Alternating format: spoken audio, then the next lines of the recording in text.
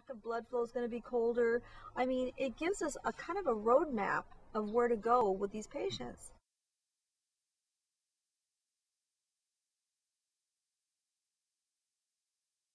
Thermography is used, especially in Canada. I'll have women come from Canada and they say since they've been here, they've had so many tests that, you know, they're very, very worried about their health because of all the tests that the insurance companies and everything make them go through here in America.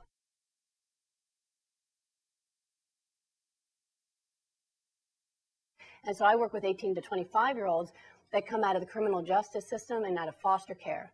And what they do to these poor kids, because they've got behavior problems, is they hire psychiatrists to medicate the behavior out. And so they just sedate them until they can't act out as much. But the problem is they're sedating them with 2-3 different antipsychotics and mood stabilizers. You know, if you're on lithium long enough, it's a good medicine for depression, bipolar illness, but it'll also guarantee to blow out your thyroid if you take it long enough. Okay, so they're putting these kids on these medicines that have serious, serious side effects that should only be used in people who really there's no other way. And then putting them in children, especially the ones that are already in those systems. And those systems, the reason that they're in the juvenile justice system or in foster care is because they came from broken homes. They've got behavioral problems because their hearts have been broken and their spirits have been broken. And then rather than treat them, they're just kind of trying to medicate them into submission. But we're not taught that in medical school. We're not taught how to get healthy. We're taught how to treat. We're taught how to bring people back from the brink or about to go over the edge. But it's gotten so much a habit that people just start there now.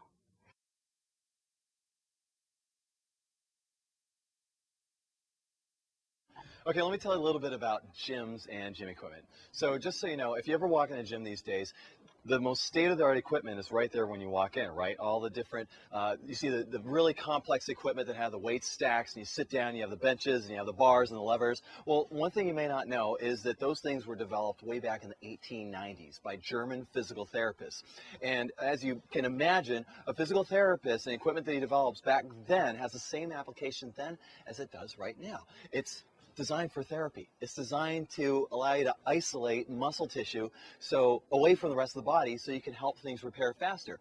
What it's not very well designed to do is to burn calories. And so the equipment that you typically find in a gym, I'm talking about the resistance equipment, is not designed to burn calories. It's very, very good at physical therapy, at rehab, and isolation of muscles and building muscles. But what that's not good for is what we have to deal with today. That's helping people lose weight. Beat this epidemic is not good. Fat loss in terms of how to lose fat with training and nutrition is probably the most misunderstood topic, but most popular topic right now out there. You're going to find more information about how to lose weight and how to lose fat and how to get tone.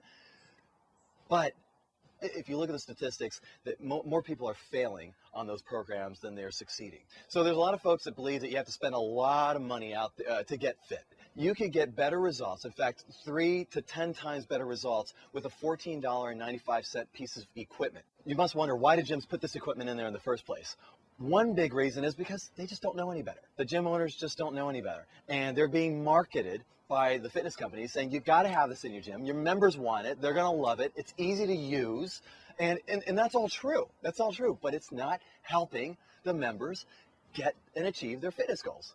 And this has been shown in many, many studies. One big study that was done over 20 years followed gym members, exercisers that were working out at least 3 times a week, and they tracked them for 20 years. And you know what?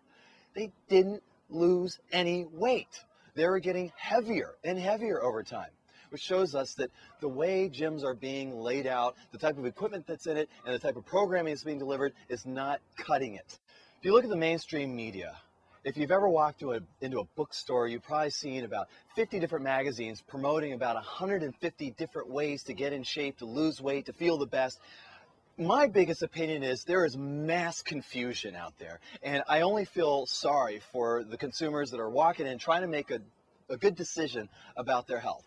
There's a lot of really good stuff out there, and then there's a lot of stuff that doesn't work so well, and then probably the biggest thing that I see is that there's training technology being marketed and articles being written about it that's taken way out of context. So what we did earlier was we focused on what it is that you're trying to achieve and then matching the right perfect training technology toward that.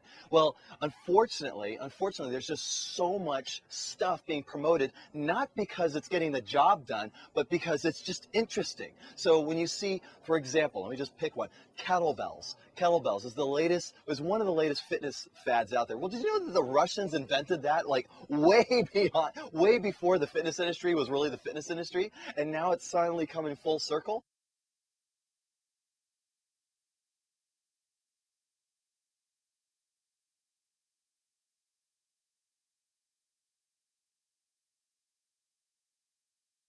On a scale of 1 to 10, 10 being most dangerous, mercury ranks up there in a 9.9, okay? Mercury fillings are just dangerous, and the reason is because you don't notice it right away. The symptoms come long after their fillings are placed. The mercury is not taken out properly, and then it's slowly toxifying your body. All of these chronic illnesses are occurring because we're not paying attention to these to the fillings and getting them removed properly. Some people asked me, in fact, we were talking about whether a person can live to 120 and be healthy. And the answer is, with what we have now, no. Only one person in the history of the world, and we've got 7 billion people, that's actually been documented, has lived to over 120. One person. Those are pretty poor odds. In fact, we only have 80 people alive that we know about in this world that are 110 or more. And for the most part, yeah, they're healthy, but they're not in very good shape. They're in wheelchairs. They have they're hard of hearing. They may be blind, or they've lost most of their visual acuity. They're not in very great shape. And even 100 is hard to make, less than 1%, about 0.7%. I think fluoride stinks, okay? Fluoride is a medication, it's a drug, it's actually a poison, and they misused fluoride, and then they started putting it into our water and using it as a drug for other dentists to exploit, okay? When we use fluoride, we like to say that is the solution, and people are asking for the solution, therefore we have a solution. It's called fluoride treatment, and fluoride, and we put it in everything. It goes into our fillings, our crowns, everywhere. And what's happening is that we're just inserting a poison into their body, and it can affect their health. It definitely affects their health. Some of the negative effects of fluoride are just cancer. Fluoride is a poison. So when we ingest it, unknowingly sometimes, we're just poisoning ourselves. So some of the symptoms are like neurological problems, such as brain fog, such as thyroid issues, such as kidney problems, such as weak bones, people getting broken hips, all because of fluoride. And it's just unnecessary medication of us that is causing us to be sick, and we don't know why. This slow, toxic dose which continues to make us sick.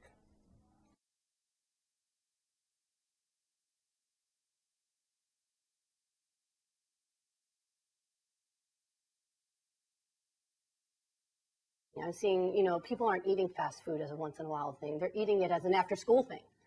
Right? It's a part of their lives. It's a part of their daily nutrition. And so people are getting sicker and sicker. And by the time we get sicker and sicker, we attribute it to, I'm old, I'm aging. This is just the way it is. When we have a lot of control over what we put in our body, in our mouth, and what we eat, we have control over it. And that's so frustrating, is that people want to point fingers and blame everything else and play victim other than doing something about it.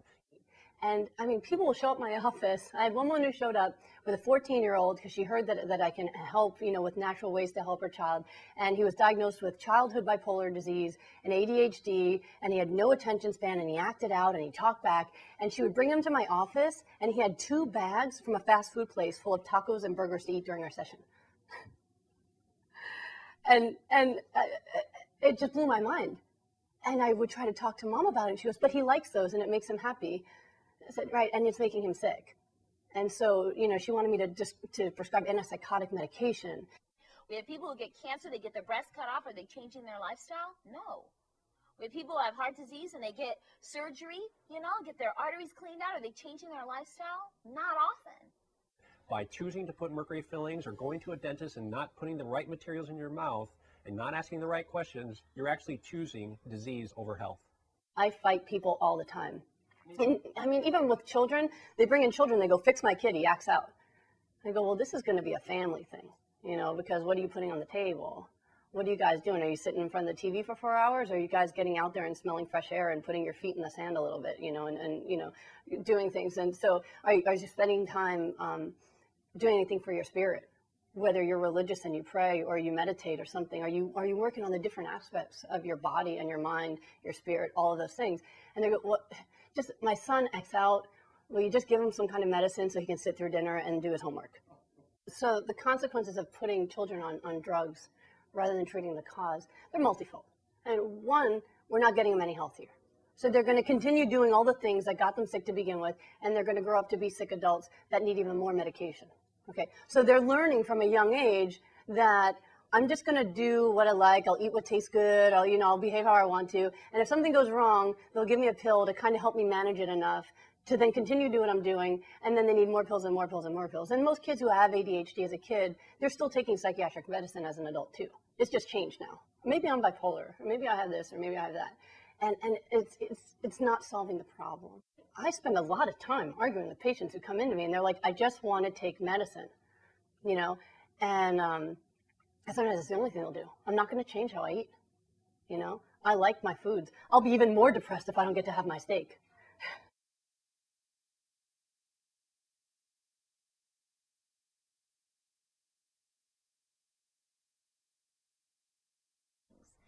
We're so afraid of alternative care around here that we like to call people names for doing it. Oh, they're quack, it's not proven, it's not real. And that's all fear-based. Yeah, health nuts. I've been called a health nut. And I think, wow, okay, well, I'm a health nut, and at 90, I'm going to be traveling, and you're going to be in Depends. Who's the nut? The person in Depends, the person who's dancing and now having a good time? Those are the nutty people who, at the quality of their life, is going like this. Right? I want the quality of my life to just keep going. And I think it's nutty. You want to talk about nutty? What's nutty is breaking down. What's nutty is needing a walker. What's nutty is needing diapers, What's nutty is being on 1 million pharmaceutical drugs. What's nutty is that. That's nutty.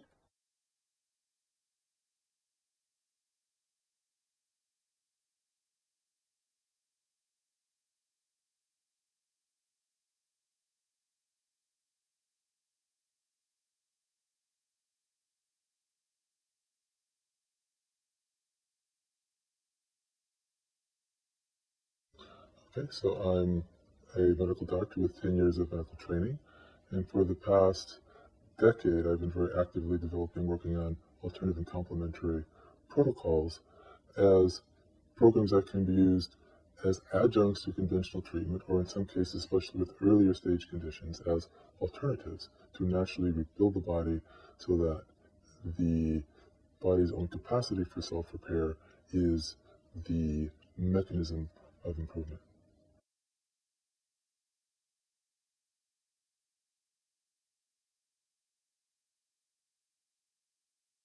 Yes, if I were to go up publicly and say we have this formula that you can take it that will treat or reverse your HIV infection safely and naturally, I would be in serious trouble for that. If we made that in a public domain way, and we then get into the issue of making non-FDA approved health claims. Well, I was treating people for cancer with mistletoe, and they were actually getting better, but a person that I spoke to had said, wasn't I afraid to do that, that it was actually illegal, and I thought they were crazy, and it turns out it actually was illegal for me as a medical doctor to be treating somebody with non-FDA approved medicines. And I've read a lot about people who have been doing remarkable things who can't talk about it. There's doctors who can't talk about it. I have a friend who's running a cancer clinic who can't talk about it. It's like underground. She's an oncologist who left and started doing things alternative. She can't even talk about it. She has to be careful so she doesn't get thrown in jail. And then, meeting Greg, who was making that skin cancer slab, was having remarkable results. And he went down to Ecuador. He's still selling it. It really made our FDA mad, and now he's in jail. It's happening around us because there's large interests and corporations that want to protect themselves. In a sane world, if the objective were providing the most cost-effective remedies to help the most people in the broadest way, that once you had good scientific data, you should be able to make it known so that people could be benefited.